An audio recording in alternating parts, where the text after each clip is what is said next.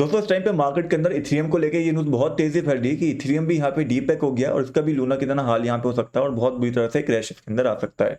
कितनी सच ये न्यूज़ है, क्या सच में ऐसा हो सकता है, क्यों ऐसी न्यूज़ यहाँ पे फैल रही है, क्या रियल रीजन है, सब इस वीडियो के अंदर हम समझेंगे। साथ ही टेक्निकली भी देखेंगे कि कहाँ पे बाइंग सेलिंग इसके अंदर यहाँ पे बन सकती है एंड मैं पर्सनली इसके अंदर क्या इस टाइम पे करने वाला हूँ। तो वीडियो को लास्ट तक देखना है, आपको पसंद आती है तो डेफिनेटली वीडियो को लाइक कर दिएगा और चैनल को सब्सक्राइब कर दिएगा। सबसे पहले बात करते हैं कि ये न्यूज़ बेसिकली फैल क्या रही है एंड एक्चुअल में हुआ यहाँ पे क्या है।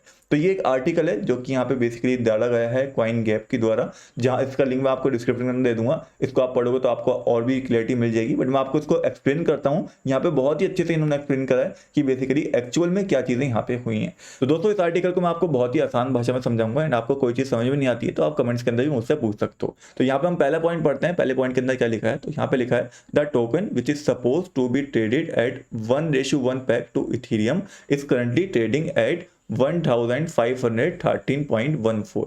यानी कि यहाँ पे लिखा गया है कि जो यहाँ पे टोकन है जो इथेरियम के यहाँ पे 1:1 पैग में ट्रेड करा जाता था, यानी कि एक इथेरियम का प्राइस उसके प्राइस के बराबर रहेगा। यानी कि अगर आपके पास एक इथेरियम है तो आप उस टोकन को ले सकते हो। कौन से टोकन की यहाँ पे बात हो रही है, यहाँ पे बात हो रही है STETH की।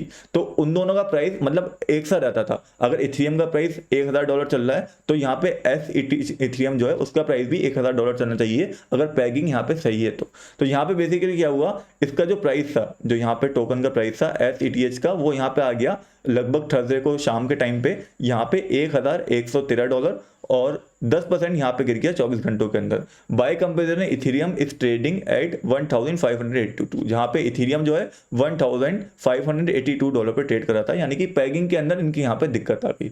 अब यहाँ पे दूसरा पॉइंट क्या लिखा है उसको ध्यान से समझिए।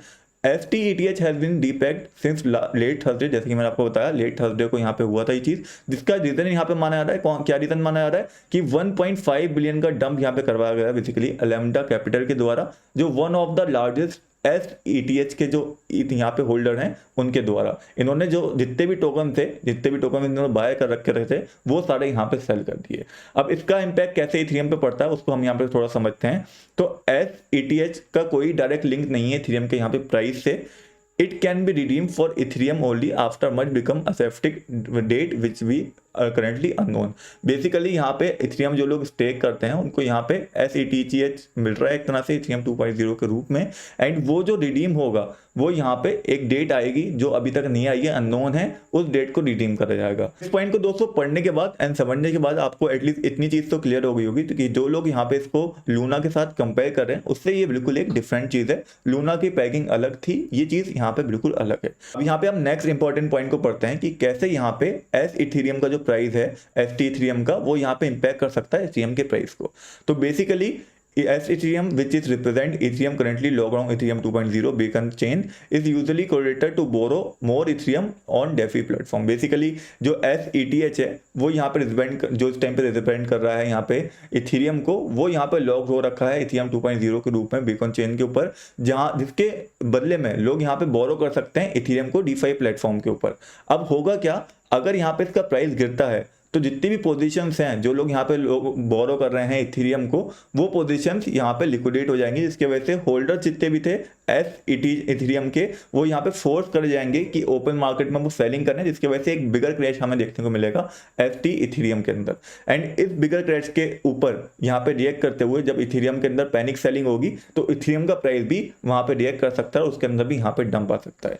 तो ओवरऑल ये सारी चीजें यहाँ पे लिखी गई हैं, जिसका सीधे सीधे मतलब है इथेरियम का प्राइस के ऊपर इसका इंपैक्ट पड़ सकता है, लेकिन यहाँ पे कोई चीज ऐसी नहीं दिखा रही कि ये जीरो यहाँ पे होना चाहिए या फिर लूना के साथ इसको हमें रिलेट करना चाहिए। तो आई होप आपको ये आर्टिकल यहाँ पे क्लियर हो गया होगा। बाकी कोई कंफ्यूजन हो तो आप कुछ जाके पढ़ सकते हो, मैं इसका लिंक आपको डिस्क्रिप्शन बॉक्स के अंदर दे दूंगा, साथ ही अपने टेलीग्राम के ऊपर भी शेयर कर दूंगा लिंक, उसका भी आपको डिस्क्रिप्शन के अंदर मिल जाएगा। अब यहाँ पे सीधे हम आ जाते हैं मुद्दे की बात पे कि क्या यहाँ पे इथेरियम बाय करना चाहिए नहीं करना चाहिए, एंड मैं पर्सनली इथेरियम को लेकर क्या स्टेप यहाँ पे लेने वाला हूँ। तो बहुत ही सिंपल है, मैंने आपको पहले बता दिया था, मैं ज्यादातर इथेरियम जो है 30% ऑलमोस्ट यहाँ पे बिटकॉइन के अंदर ऑलरेडी मैंने कन्वर्ट कर लिया, क्योंकि बिटकॉइन डोमिनेंस लगातार यहाँ पे बढ़ रहा है।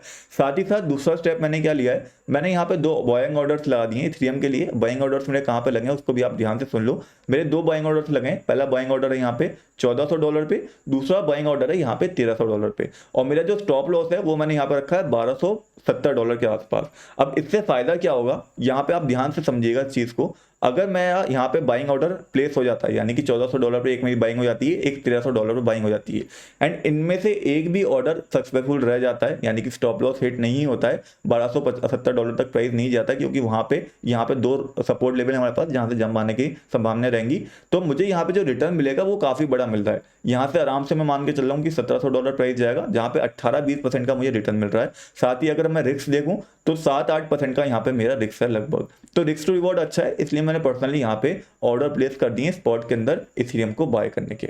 बाकी आपके ऊपर डिपेंड करता है कि आप कैसा ऑर्डर यहाँ पे प्लेस करते हो या फिर नहीं करते हो। मैं यहाँ पे 8% का लॉस झेलने को तैयार हूँ, अगर मुझे 20% का यहाँ पे प्रॉफिट चाहिए तो इथेरियम के अंदर। साथ ही साथ मैंने स्टॉप लॉस जरूर यहाँ पे लगाया है, क्योंकि मैं नहीं चाहता कि बड़ा कोई क्रैश आए और यहाँ पे मैं बड़े लॉस के अंदर फंस जाऊँ इथेरियम के अंदर। तो मैंने सब जितने भी इथेरियम की मेरी बाइंग है वहाँ पे मैंने 1270 के आसपास एक स्टॉप लॉस अपना प्लेस कर दिया है। बाकी आपको क्या लगता है, आप अपना व्यू पॉइंट जरूर कमेंट्स के अंदर शेयर कर सकते हो। फिलहाल में यहाँ पे 2 सपोर्ट लेवल मुझे दिख रहे हैं वीकली चार्ट के अंदर, एक है यहाँ पे $1400 पे और दूसरा सपोर्ट लेवल है यहाँ पे $1300 पे। आपको क्या लगता है कौन सा सपोर्ट यहाँ पे इथेरियम के लिए इंपॉर्टेंट रह सकता है, कमेंट्स के अंदर मुझे आप शेयर कर सकते हो। साथ ही साथ हमने ऑलरेडी यहाँ पे डिस्कस कर लिया था कि इथेरियम ने ये ब्रेकआउट करा है, रिट्रेस करा, हमने पिछली वीडियो में डिस्कस करा था। उसके बाद हम यहाँ पे शॉर्ट भी कर सकते थे एंड वहां से हमने बाइंग नहीं करी इथेरियम के अंदर। अब फाइनली मैं बाइंग देखूंगा तो $1400 के आसपास ही देखूंगा, वो भी सिर्फ इसलिए देखूंगा ताकि यहाँ पे हाई रिस्क और हाई रिवॉर्ड मुझे यहाँ पे मिल रहा है। आज की वीडियो में बस यही अपडेट था। होपफुली आपको यहाँ पे ये भी क्लियर हो गया होगा कि इथेरियम का और लूना का केस काफी यहाँ पे अलग है। इथेरियम का अलग प्रोजेक्ट है, लूना अलग प्रोजेक्ट है, इनकी पैगिंग सिस्टम भी अलग है। इथेरियम का कोई डायरेक्ट यहाँ पे कनेक्शन नहीं है यहाँ पे FT ETH जो कॉइन है उससे यहाँ पे।